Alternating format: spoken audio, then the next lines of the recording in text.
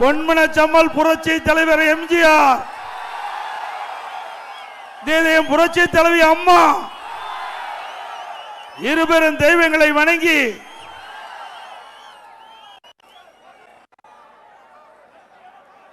திருப்பூர் தெற்கு சட்டமன்ற தொகுதி உட்பட்ட இந்த பகுதி அதிர்கின்ற அளவிற்கு மக்கள் வெள்ளம் கடல் போல் காட்சியளிக்கும். இன்றைக்கு கிராமத்தில் குறிப்பிடுவாங்க, விளையும் பெயர் முளையிலே தெரியும் சொல்லுவாங்க. அதுபோல அடுத்த ஆண்டு நடைபெறுகின்ற சட்டமன்ற பொது தேர்தலில் நம்முடைய கழகத்தின் சார்பாக கூட்டணி சார்பாக போட்டியிடுகின்ற வெற்றி வேட்பாளர் வெற்றி பெறுவதற்கு இங்கு இருக்கின்ற மக்களுடைய வெள்ளமே சாட்சி.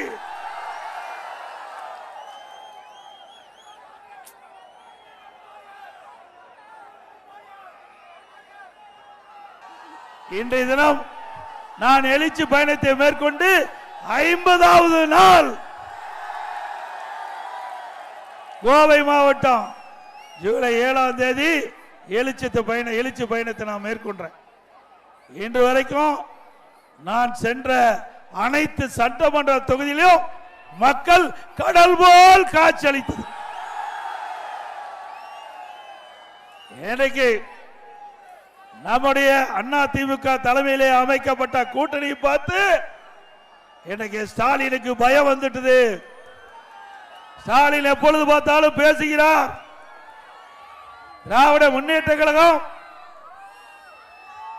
அதனுடைய தலைமையிலே அமைக்கப்பட்ட கூட்டணி பலம் வாய்ந்த கூட்டணி என்று வெளியில பேசுறார், உள்ள பயத்தோடு இருந்துட்டு இருக்கிறார். திரு ஸ்டாலின் அவர்களே, அடுத்த ஆண்டு நடைபெற்ற சட்டமன்ற பொதுத் தேர்தலில் அண்ணா திமுக தலைவிலே அமைக்கப்படுகின்ற கூட்டணி வெற்றி கூட்டணியாக அமையும்.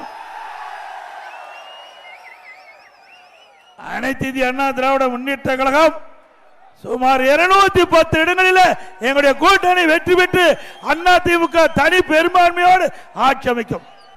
இன்றைய தினம் திராவிட முன்னேற்ற கழக ஆட்சியில் மிகப்பெரிய மெகா ஊழல் நடக்காத நாளே இல்லை, ஊழல் நடக்காத துறையே இல்லை. இந்த பகுதியில் நான் வந்த உடனே என்னிடத்துல ஒரு செய்தி சொன்னாங்க. கிட்டத்தட்ட ஒரு 40 நாளா முறையா மாநகராட்சியில் குப்பைய அல்லல, இந்த குப்பையெல்லாம் வீதியில தேங்கி துர்நாற்றம் வீசி இதனால தொற்று நோய் ஏற்படுகின்ற அவல நிலை இந்த மாநகராட்சியில் ஏற்பட்டது. சிந்திச்சு பாருங்க, இன்றைக்கு அப்படிப்பட்ட ஆட்சி தேவையா? இந்த மாநகராட்சி மக்களுக்கு தேவையான அடிப்படை தேவைகளை பூர்த்தி செய்ய வேணும். ஒரு முறையா குப்பை அல்ல வேணும். ஏன்னா குப்பை இல்லைன்னா இன்றைக்கு சுகாதார சீர்கேடு ஏற்பட்டு அதனால பல தொற்று நோய்கள் ஏற்பட்டு மக்கள் பாதிக்கப்பட்டு விடுவாங்க. அதை பற்றியெல்லாம் முதலமைச்சருக்கு கவலையே இல்லை. இன்னைக்கு வெளிநாடு போயிருக்கிறார், 5 முறை வெளிநாடு போயிட்டார். 5 முறை வெளிநாடு போய் என்ன முதலீட்டு ஈர்த்து வந்திருக்கிறீங்க? பெருசா எதுவும் இல்லை, எல்லாம் ஏற்ற அளவுல தான் இருக்குது. அதனால மக்களுக்கு எந்த பயனும் இல்லை. இன்றைக்கு அமெரிக்கா அதிபர் ட்ரம்ப் 50% வரி விதித்துட்டார். இங்கு இருக்கின்ற பனியன் உற்பத்தி, பின்னலாடை தொழில், அந்த தொழில் செய்கின்றவங்க காலையில் ஆலோசனை கூட்டம் நடந்தது. அதுல தங்களுக்கு ஏற்படுகின்ற இழப்பை பற்றி சொன்னாங்க. இன்றைக்கு இந்த தொழில் 50% குறைந்து போச்சு. இன்றைக்கு இந்த பனியனுடைய உற்பத்தி 50% குறைந்து போய்விட்டது. இதற்கு என்ன காரணம்? அமெரிக்காவிலே வரி விதிப்பு. அதற்கு ஏதாவது இந்த மாநில அரசு, இன்றைக்கு முதலமைச்சர் இன்றைக்கு திருப்பூர் மாவட்டத்தில் இருக்கின்ற, திருப்பூர் மாநகரத்தில் இருக்கின்ற தொழில் நலிவடைந்திருக்கிறது. இன்றைக்கு 50% தொழில் இன்றைக்கு முடங்கி இருக்கின்றது, சரிந்து இருக்கின்றது. இதில் பணிபுரிகின்ற தொழிலாளர்கள் வேலை இழக்க வேண்டிய சூழ்நிலை. அதற்கு ஏதாவது நடவடிக்கை எடுத்தாரா? இல்ல. வெளிநாடு போய் தொழில் முதலீட்டு இருப்பதாக ஒரு செய்தியை சொல்லி அங்க உல்லாசமா இருந்ததா இன்றைக்கு நிலைமை. சரி, தொழில் முதலீட்டை ஈர்ப்பதா சொல்றீங்க. திராவிட முன்னேற்ற கழகம் ஆட்சிக்கு வந்து 52 மாத காலம் ஆகிவிட்டது. இந்த 52 மாத திராவிட முன்னேற்ற கழக ஆட்சியில் திராவிட முன்னேற்ற கழக தலைவர் இந்த ஜெர்மனி வெளிநாட்டுக்கு செல்கின்ற பொழுது அவர் ஊடகத்தில் செய்தியில வெளியிட்டார், ஊடகத்தின் வாயிலாக பேட்டி கொடுத்தார்.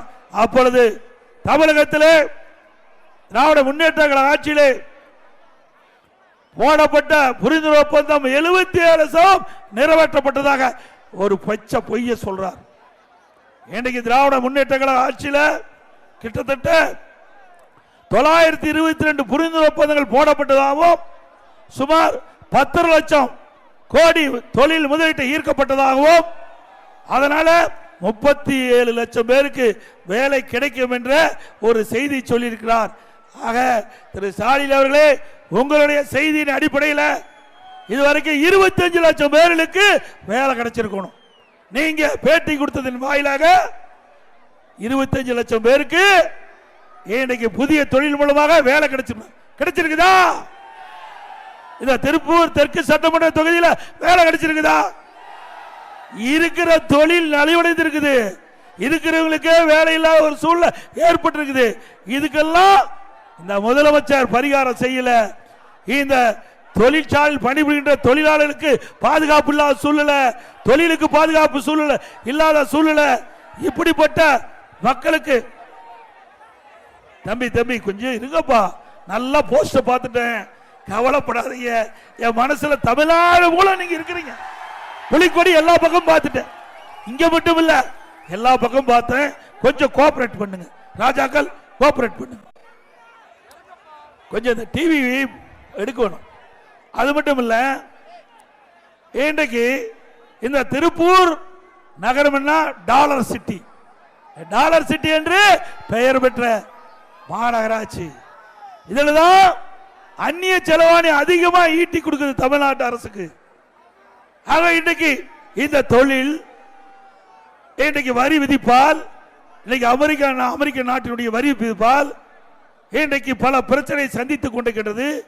உடனடியாக முதலமைச்சர் என்ன செஞ்சிருக்கிறோம், உடனே தொழிலதிபர்களை சென்னைக்கு வரவழைச்சு உங்களுக்கு என்ன பிரச்சனை, அந்த பிரச்சனையை அரசாங்கத்தின் மூலமாக எப்படி சரி செய்யறது அப்படின்னு கேட்டு மத்திய அரசோட தொடர்பு கொண்டு இந்த தொழில் சரிவில் இருந்து மீட்டெடுத்திருந்தா நல்ல முதலமைச்சர்.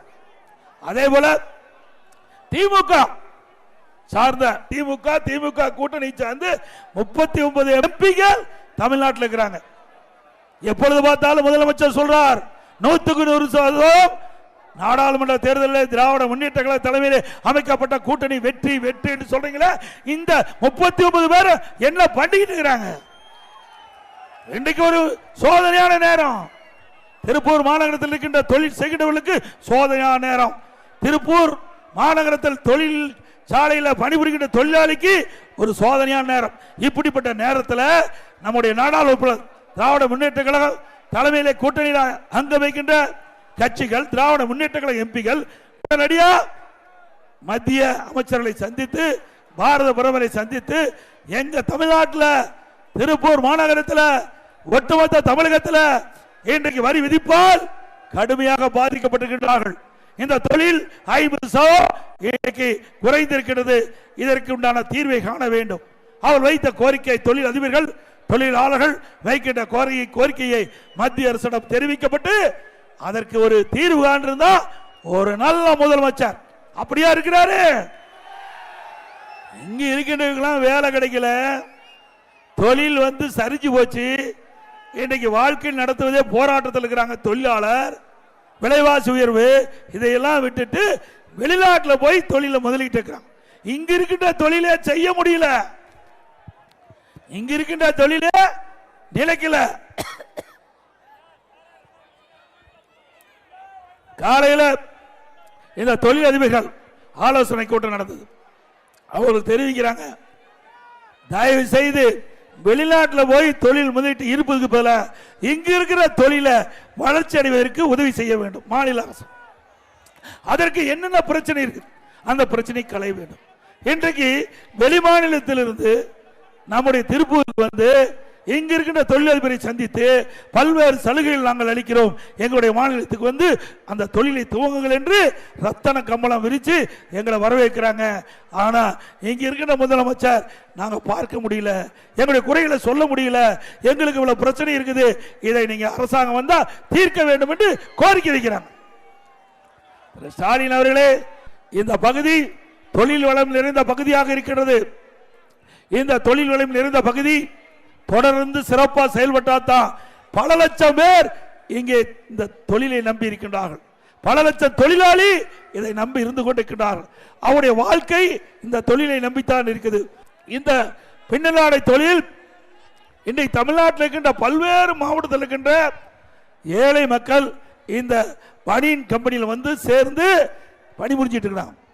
வெளிமாநிலத்திலிருந்து பல்லாயிரக்கணக்கான தொழிலாளர்கள் திருப்பூருக்கு வந்து இந்த பின்னலாடை தொழிலில் பணிபுரிஞ்சிட்டு இருக்காங்க. சுமார் எனக்கு கிடைத்த தகவல்படி 5 லட்சம் பேர் இந்த பனியன் தொழிலில் ஈடுபட்டிருக்கிறாங்க. இவருடைய நிலைமை என்ன? மிக மிக சோதனையான நேரம்.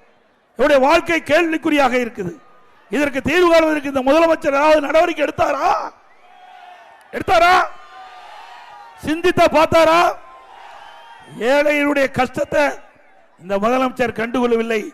ஆகவே ஏழைகளை வஞ்சிக்கின்ற அரசு திமுக அரசாங்கம், தொழிலாளை வஞ்சிக்கின்ற அரசு திமுக அரசாங்கம்.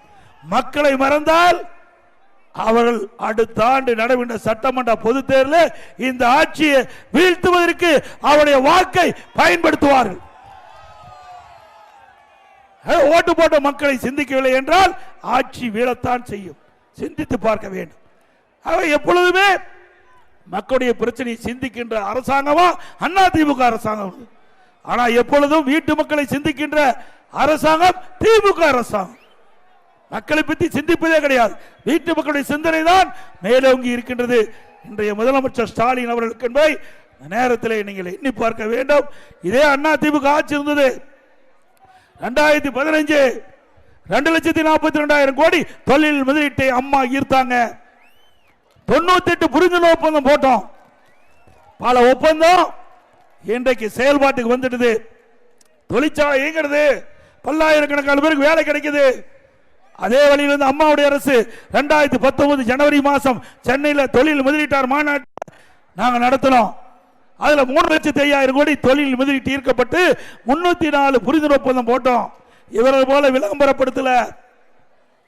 இன்றைக்கு யாரெல்லாம் அந்த தொழில் முதலீட்டார் மாநாட்டில் கலந்து கொண்டு புரிந்துணர்வு ஒப்பந்தம் போட்டாங்களோ அவர்களெல்லாம் அவருடைய தங்களுடைய தொழிற்சாலை பணி துவங்கப்பட்டு கிட்டத்தட்ட 90% பணிகள் நிறைவு பெற்று பல்லாயிரக்கணக்கான பேருக்கு வேலை கிடைச்சது. இது அதிமுக சாதனை. நாங்க கேட்பதெல்லாம் என்ன? திராவிட முன்னேற்ற கழக ஆட்சியில் 922 புரிந்துணர்வு ஒப்பந்தம் போட்டீங்களே, வெள்ளை அறிக்கை விடு.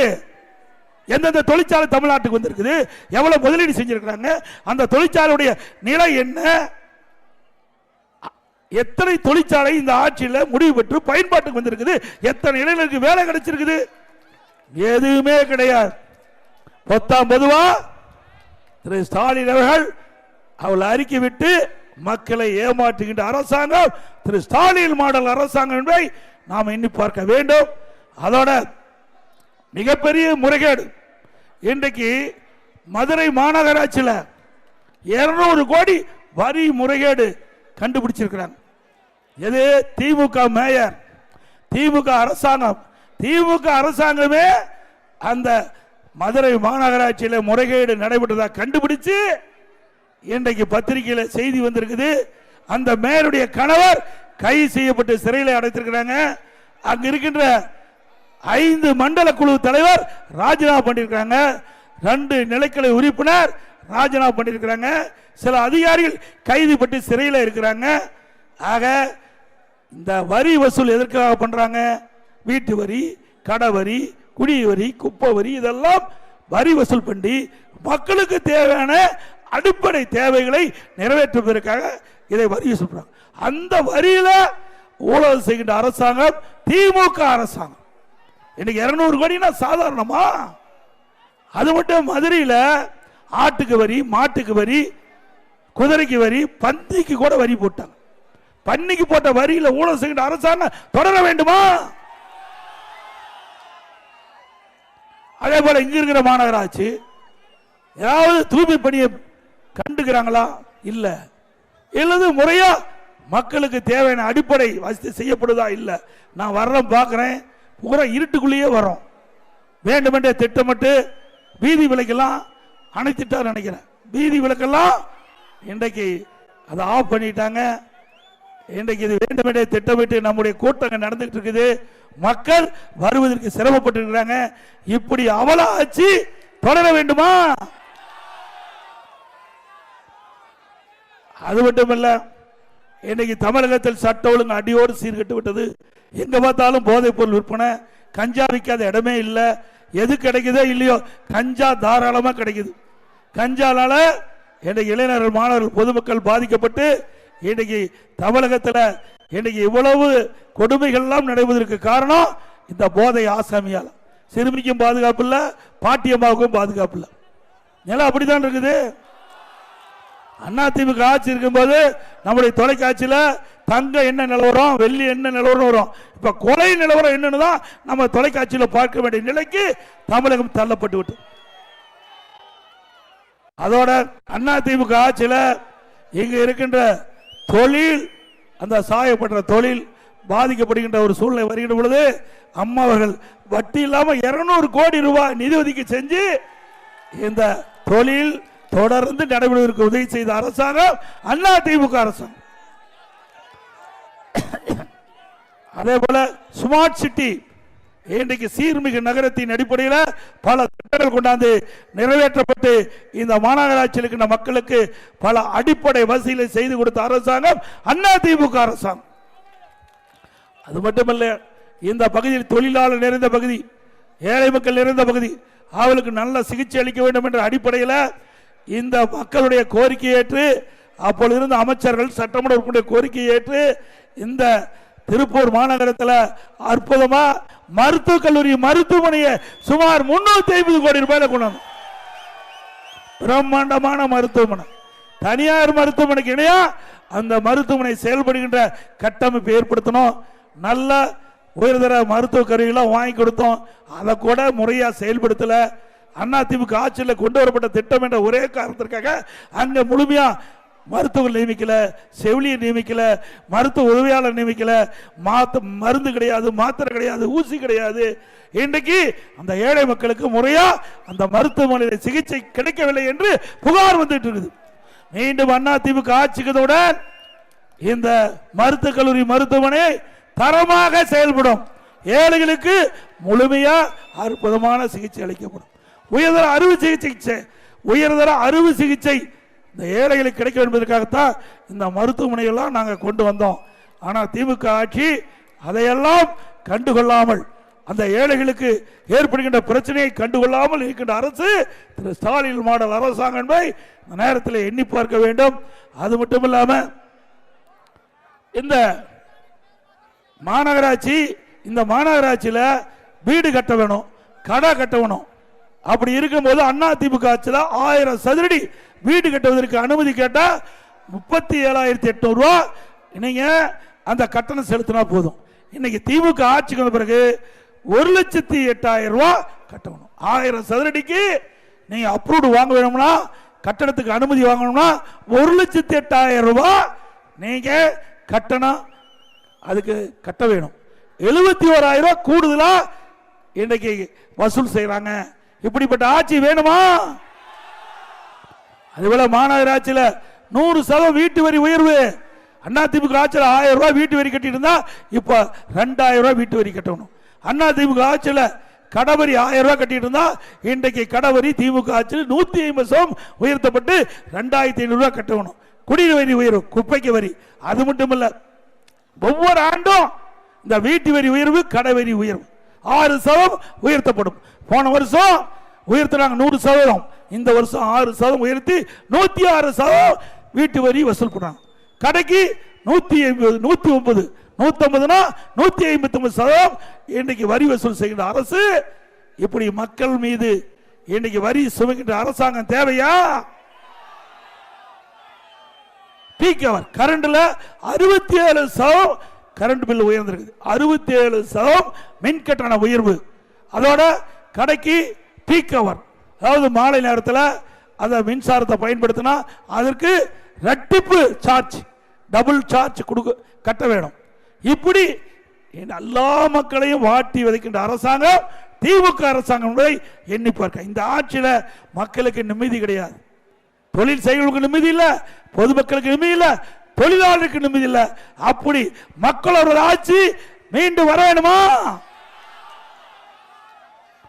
அதோட அண்ணா திமுக ஆட்சியில் கொண்டு வரப்பட்ட திட்டம் அம்மா மினி கிளினிக் திட்டம், அற்புதமான திட்டம். தமிழகத்தில் 2000 அம்மா மினி கிளினிக் திறக்கப்படுவது. இந்த ஏழை மக்கள் அதிகமாக வசிக்கின்ற பகுதியில் இந்த அம்மா மினி கிளினிக் திறந்தோம். இந்த தொகுதியில் கூட பல அம்மா மினி கிளினிக் திறந்தோம். இதனால அந்த பகுதியில் மக்கள், ஏழை மக்கள் நோய்வாய்ப்பட்டால் அம்மா மினி கிளினிக் சென்று சிகிச்சை பெறுகின்ற சூழ்நிலை இருந்தது.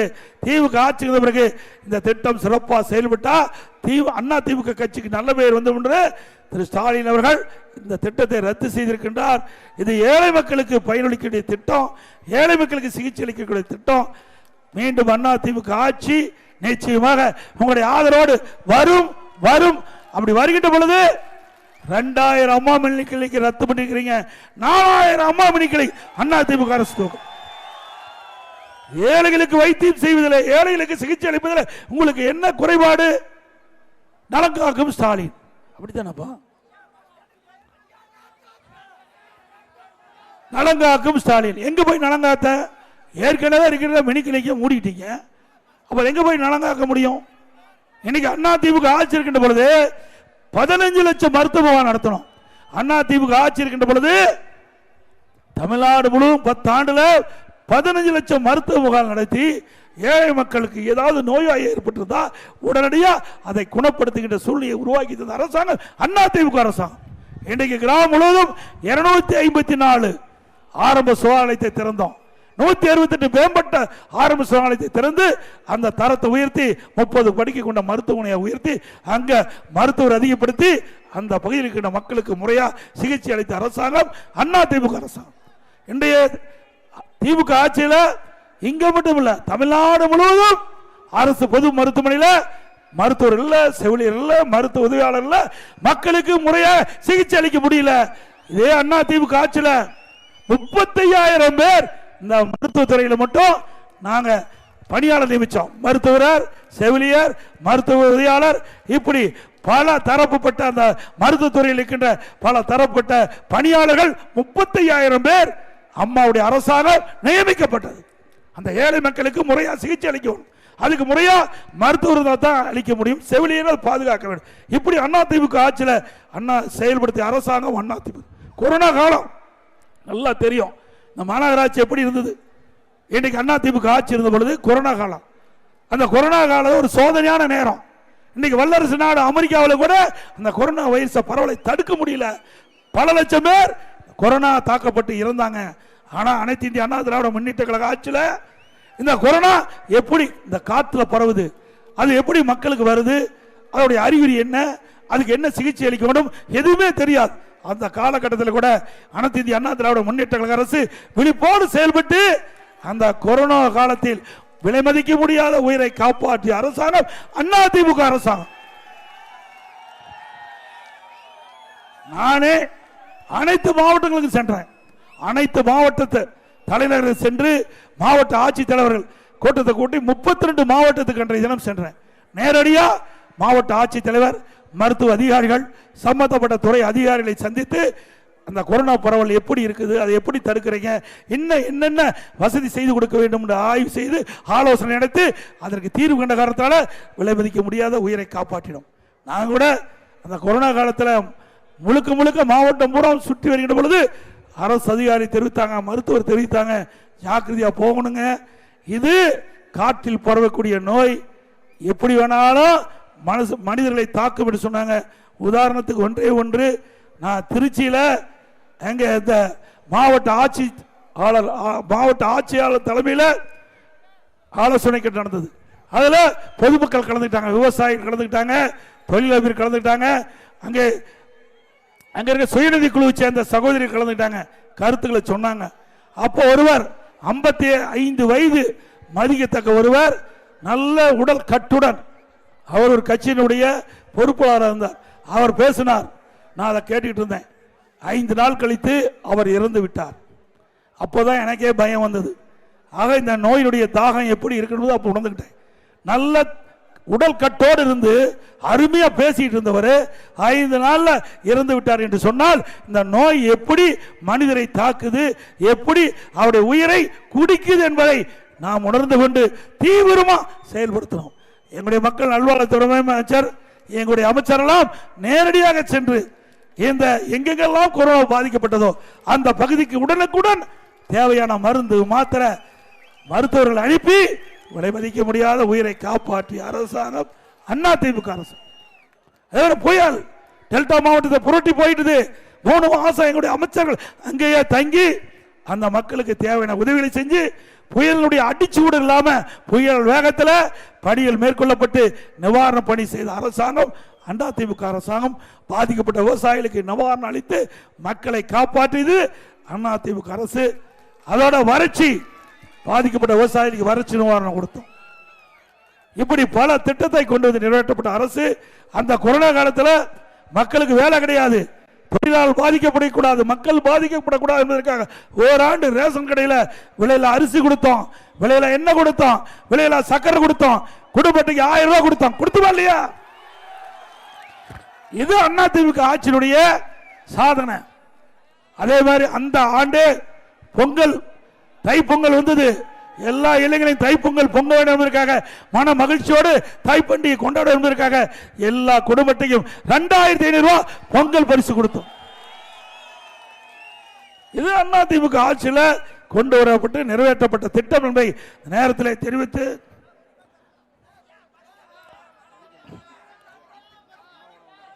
அதோட அம்மா உணவகம் திராவிட முன்னேற்ற கழக ஆட்சிக்கு வந்த பிறகு அந்த அம்மா உணவகத்தை கொடுக்கிற பொருள்லாம் குறைச்சிட்டாங்க, அந்த பணியாளர்களை குறைச்சிட்டாங்க. இதனால இந்த அம்மா உணவகம் முழுமையாக செயல்பட முடியல. மீண்டும் அதிமுக ஆட்சிக்கு வந்த பிறகு இந்த அம்மா உணவகத்தில் அந்த ஏழை மக்கள் அதை அந்த அம்மா உணவகத்தில் பயன்படுத்தி குறைந்த கட்டணத்தில் அவள் அந்த அம்மா உணவகத்தில் உணவை வாங்கி அவள் வயிறார உண்ணிக்கொண்டிருக்கிறார்கள், சாப்பிட்டு கொண்டிருக்கிறாங்க. மீண்டும் அதிமுக ஆட்சி ஒரு தரமான உணவு கொடுக்கப்படும். அதே போல இன்னைக்கு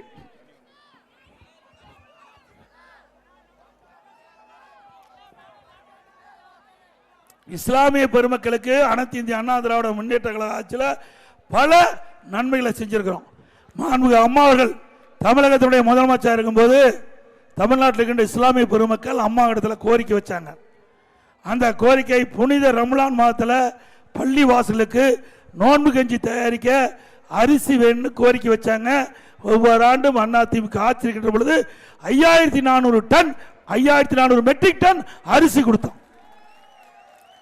நாகூர் தர்கா சந்தனக்கூடு திருவாளருக்கு விலையில்லாம சந்தன கட்டை வேணும்னு கேட்டாங்க. அதிமுக ஆட்சி இருக்க வரைக்கும் அந்த நாகூர் தர்கா சந்தனக்கூடு விழாவிற்கு விலையில்லா சந்தனக்கட்டை கொடுத்த அரசாங்கம் அதிமுக அரசு.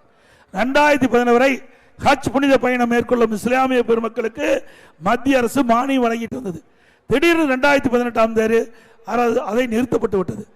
இஸ்லாமிய பெருமக்கள் என்னை சந்தித்து ஹஜ் புனித பயணம் மேற்கொள்ள தமிழ்நாடு அரசு மானியம் வழங்கினாங்க. 2019ஆம் ஆண்டு மாநில அரசாங்கமே ஹஜ் புனித பயணம் மேற்கொள்ள இஸ்லாமியர்களுக்கு 6 கோடி மானியம் வழங்கி வந்த அரசாங்கம் அதிமுக அரசு.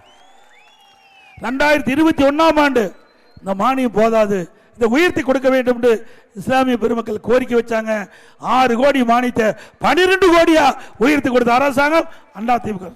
ஹஜ் பயணிகள் சென்னையில் தங்கி செல்ல அங்கே ஹஜ் இல்ல வேண்டும் கேட்டாங்க. அதுக்கு 15 கோடி அதிமுக அரசு நிதி ஒதுக்கீடு செய்யப்பட்டது. 2016 முதல் ஹாஜிகளுக்கு மாதந்தோறும் 20,000 ரூபாய் மதிப்பு வழங்க திட்டத்தை கொண்டாந்தது அதிமுக அரசு. உலமாக்கள் மற்றும் மோதினார்களுக்கு ஓய்வூதிய பயனாளிகளுடைய எண்ணிக்கை உயர்த்த வேண்டும். 2004 2600 உயர்த்தணும். ஓய்வூதியம் 750 3000 உயர்த்தி கொடுத்த அரசு அதிமுக அரசு. உலமாக்களுக்கு புதிய இருசக்கர வாகனம் வாங்குறதுக்கு மானியம் கேட்டாங்க. ஒவ்வொரு இருசக்கர வாகனத்துக்கும் 25,000 ரூபாய் மானியம் கொடுத்தோம். வகுப்பு வாரியத்திற்கு ஆண்டு நிர்வாக மானியம் மற்றும் பள்ளி வாசல்கள் தற்காவல் பழுதுபார்த்தல் மற்றும் புனரமைப்பு பணி மேற்கொள்ள நிதி அதிமுக ஆட்சியில் வழங்கப்பட்டது. இஸ்லாமிய வகுப்பினருக்கு நேரடி நியமன முறையில் நிரப்பப்படாத பணியிடங்களுக்கு முன்கொணர்வு முறையை நீடிக்க அரசாணை வெளியிட்டது அதிமுக ஆட்சி. 2018ஆம் ஆண்டு டெல்டா மாவட்டத்தில் புயல், அந்த புயலால் அங்கே பெய்த மழையால் அந்த வெள்ளத்தால் நாகூர் தர்கா குளக்கரை சேதமடைந்தது.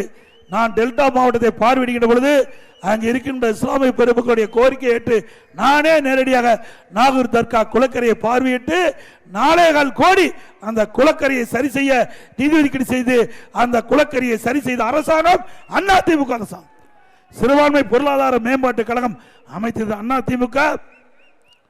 அதே போல பாரத ரத்னா டாக்டர் APJ அப்துல் கலாம் அவருடைய நினைவாக ராமநாதபுரம் மாவட்டத்தில் கலை மற்றும் அறிவியல் கல்லூரி கொண்டு வந்து அங்கு இருக்கின்ற ஏழை எளிய மக்களுக்கு குறைந்த கட்டணத்திலே பட்டப்படிப்பு படிக்கக்கூடிய சூழ்நிலையை உருவாக்கி தந்த அரசு அதிமுக அரசு.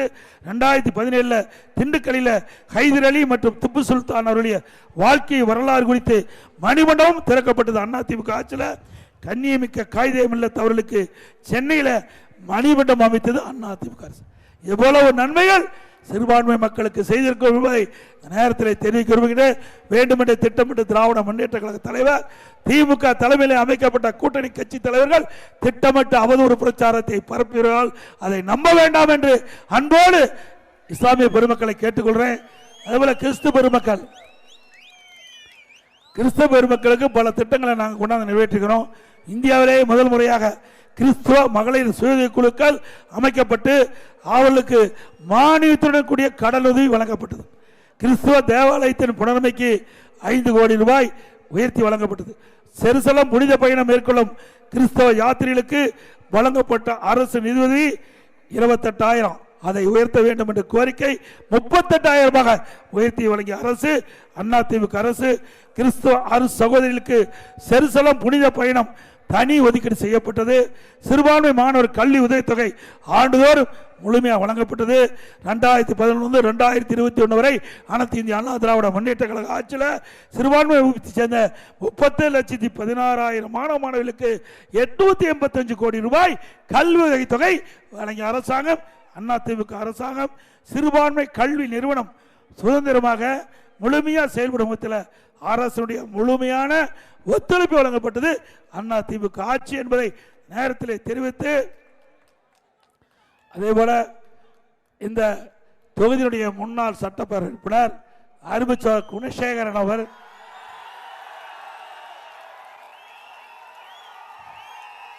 அவருடைய மறைவு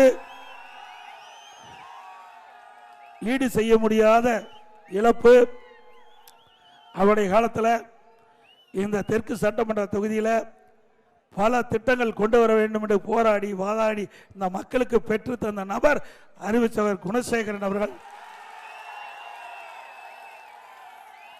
அவர் இந்த மண்ணிலே இருந்து மறைந்தாலும் அவர் வாழ்ந்த காலத்தில் உங்களால் தேர்ந்தெடுக்கப்பட்ட அவர் சட்டமன்ற உறுப்பினராக இருக்கின்ற காலகட்டத்தில் இந்த தொகுதி மக்களுக்காக பல திட்டங்களை கொண்டு வந்தார் என்பதை நினைவு கூறுகின்றேன்.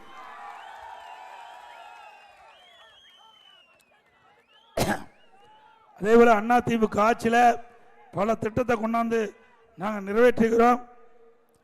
திருப்பூர் தெற்கு சட்டமன்ற தொகுதியில் மட்டும் அதிமுக ஆட்சியில் நிறைவேற்றப்பட்ட பணிகள், திருப்பூர் 4வது குடித்திட்டம் மேட்டுப்பாளையத்திலிருந்து 1063 கோடி அந்த திட்டத்தின் மூலம் 4வது குடிநீர் திட்டத்தை கொண்டு வந்து இந்த பகுதி மக்களுடைய தாகத்தை தீர்த்த அரசாங்கம் அதிமுக அரசாங்கம். திருப்பூர் சீர்மிகு திட்டத்தில் ஸ்மார்ட் சிட்டி 948 கோடி மதிப்பீட்டில் நிறைவேற்றப்பட்ட திட்டங்கள். பழைய பேருந்து நிலையம் சீரமைக்கப்பட்டது, புதிய பேருந்து நிலையம் கட்டப்பட்டது, மேலும் மல்டி லெவல் கார் பார்க்கிங் மாநாடு அரங்கம் கட்டப்பட்டது. அதிமுக ஆட்சி இருக்கின்ற பொழுது இந்த திட்டத்தை எல்லாம் கொண்டாந்தோம். பாதாள சாக்கடை திட்டம் 604 கோடியில் நிறைவேற்றப்பட்டிருக்கின்ற நடவடிக்கை எடுத்தோம். திருப்பூர் அரசு மருத்துவமனை நான் ஏற்கனவே சொன்னேன் 350 கோடியில் கொண்டாந்தோம். திருப்பூர் மாநகராட்சி அபிவிருத்தி திட்டம் அம்ருத் 250 கோடியில் நிறைவேற்றப்பட்டோம். மாண்புமிகு அம்மா அவர்களால் சாய கலவை பற்ற வட்டியில்லாத கடனை 200 கோடி கொடுத்துருக்கிறோம். அதே போல 2 MW மின்சாரம் தயாரிக்கும் ஆலை 12 கோடி மதிப்பீட்டில் அமைக்கப்பட்டது. நொய்யல் ஆறு மற்றும் பொழுதுபோக்கு வசதிகள் ரிவர் ஃப்ரண்ட் டெவலப்மெண்ட் 157 கோடி மதிப்பீட்டில் நிறைவேற்றப்பட்டது. தினசரி மார்க்கெட் மேம்படுத்த 29 கோடி மதிப்பீட்டில் நிறைவேற்றப்பட்டது. திருப்பூர் மாவட்ட ஒருங்கிணைந்த நீதிமன்ற வளாகம் 32 கோடியில் அமைக்கப்பட்டது. அம்மா இருசக்கர வாகனம் 2539 பேருக்கு இந்த பகுதியில் மட்டும் நான் கொடுத்திருக்கிறோம். அதோட சூரிய ஒளி மூலம் 4.8 MW மின்சாரம் தயாரிக்கும் ஆலை 27 கோடி மதிப்பீட்டில் அமைக்கப்பட்டது. மிடுக்கான சாலை அமைக்க திட்டம், ஸ்மார்ட் ரோடு அழகான ரோடை அமைச்சு கொடுத்த நகரத்தில் பிரதான மழைநீர் வடிகால் பணி 43 கோடி மதிப்பீட்டில் அமைக்கப்பட்டது. ஒருங்கிணைந்த மேலாண்மை கட்டுப்பாட்டு மையம் 30 கோடியில் அமைக்கப்பட்டதில் இந்த தொகுதியில் என்பதை நேரத்தில் தெரிவித்து இந்த பல கோரிக்கைகள் கொடுத்துருக்கீங்க. அதிமுக ஆட்சி வந்த பிறகு உங்களுடைய கோரிக்கையெல்லாம் பரிசீலித்து நிறைவேற்றப்படும் என்ற செய்தியை சொல்லி, இந்த ஏழை தொழிலாளி நிறைந்த பகுதி, தாழ்த்தப்பட்ட மக்கள் வாழ்ந்த பகுதி, இந்த மக்களுக்கு சில பேர் குடிசையில் வாழ்கிறாங்க, அவருக்கு அற்புதமான காங்கிரீட் வீடு கட்டப்படும். சில பேருக்கு வீட்டு மனையே இல்லாமல் இருக்கிறாங்க, அவர்களெல்லாம் அதிமுக ஆட்சி வந்தவுடன் தாழ்த்தப்பட்ட மக்களுக்கும் ஏழை மக்களுக்கும் அரசாங்கமே இடத்தை வாங்கி பல லட்சம் மதிப்புள்ள அற்புதமான காங்கிரீட் வீடு கட்டி கொடுக்கப்படும். அதோட ஒவ்வொரு தீபாவளி வருகின்ற பொழுதும் நம்முடைய தாய்மார்களுக்கும் நம்முடைய சகோதரிகளுக்கும் அற்புதமான சேலை வழங்கப்படும். அதே போல ஆட்டோ ஓட்டுநர்கள் அதிகமாக இருக்கிறாங்க, அவர்கள் கோரிக்கை வச்சிருக்கிறாங்க. அந்த ஆட்டோ ஓட்டுநர் சங்கத்தில் பதிவு செய்கின்ற ஓட்டுநர்கள் புதிய ஆட்டோ வாங்கினா 75,000 ரூபாய் மானியம் கொடுக்கப்படும். மாட்டோம் 2026 ஆண்டு நடைபெற்ற சட்டமன்ற பொதுத் தேர்தலில் அதிமுக தலைமையிலே அமைக்கப்பட்ட கூட்டணியுடைய வெற்றி போல் நிற்கப்பட்டால், அதிமுக சார்பாக நிறுத்தப்பட்டால் அவருக்கு இரட்டை சின்னத்திலே வாக்களித்து விட்டு, கூட்டணி சார்பாக நிறுத்தப்பட்டால் அந்த கட்சியுடைய சின்னத்திலே வாக்களிக்க வேண்டும் என்று அன்போடு கேட்டு, மக்களை காப்போம், தமிழகத்தை மீட்போம், மக்களை தமிழகத்தை மக்களை தமிழகத்தை மக்களை தமிழகத்தை பை பை ஸ்டாலின். நன்றி, வணக்கம்.